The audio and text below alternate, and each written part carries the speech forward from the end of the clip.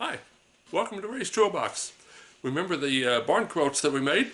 We decided to see what we could do, make them look like a flag.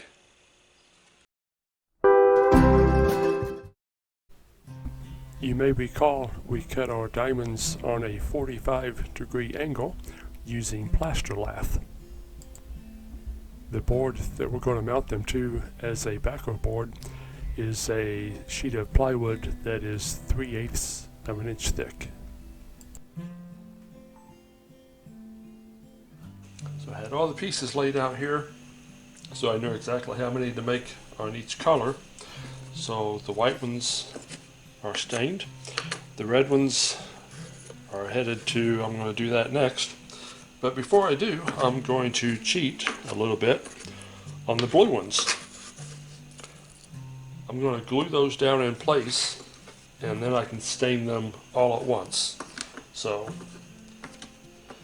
I don't know if that's on the cheating side or just making it easier side, but that makes sense to me. It's going to save a little bit of time as far as the time it takes to stain those individually. So I'm going to get started on that.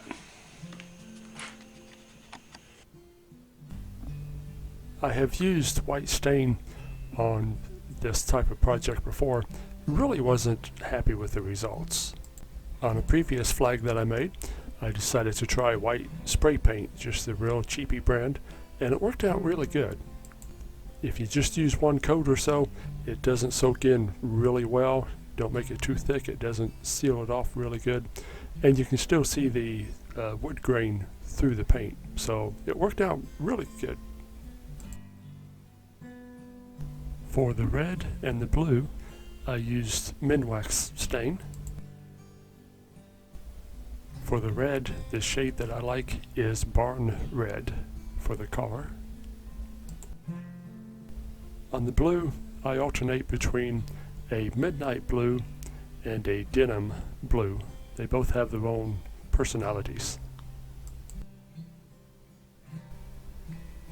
When I stain my pieces, I try to make sure they're going the right direction as far as each color. The 45-degree angle on the white pieces will slant to the right. On the red pieces, I have them slanting to the left. It just gives that little uniqueness that catches the eye, I think, after it's finished. When I'm happy with the way they look, it's time to glue the pieces down. With plaster lath, sometimes you have a hole or something that you just can't work around. So instead of throwing that piece away, I'll just fill in behind it with a magic marker, and you can't tell the difference once everything's together. Instead of gluing a big section up, I'll do a section at a time and then put a piece of plywood on top and a couple of cinder blocks for weight as acting as a clamp while the glue sets up. After you take the weight off of them, or take them out of the press, it's time to cut off all these jagged edges. So all I'm going to do is flip this over on the bandsaw and cut these off, and it should have a nice straight edge just like that one. Before I put the border on and before I put the stars on, I'll sand the strips down to kind of give it a weathered look. You do have to watch not to use dirty sandpaper from one color to the next. When it's time to put the stars on, I'll measure out how much area that I have and then figure out on a piece of paper my distance between the stars. Once I have my template made out, I'll take a cotton swab and my ink and mark where the stars go.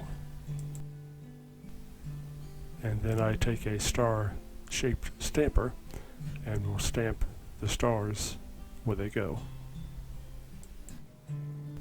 I'm sure there's a lot of different ways of making the stars or getting them on, but this is the process that I use.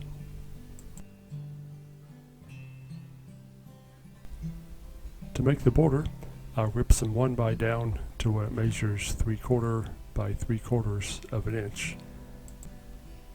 Then I'll cut them to size to fit around the border of the flag and put 45-degree angles on them. I'll fasten them with a little bit of glue and some staples until the glue sets up. A lot of times people like the 13 stars, so I have another template to use to put that on. I have a couple different sizes for the different size flags that we make, but the process is the same. After it's stained, it's time to put a coat of finish on it. I like to use polyurethane to finish these with. Here's a little example of some of the different flags that we made. We've tried different sizes and changed the pieces around a little bit, try to make it look like it was waving in the wind. So that's our take on how to make the flags with the barn quilt method. I hope you enjoyed the video, maybe got an idea on something you can make. Thanks for watching. Go ahead and subscribe if you haven't yet, and we'll see you on the next video. Bye.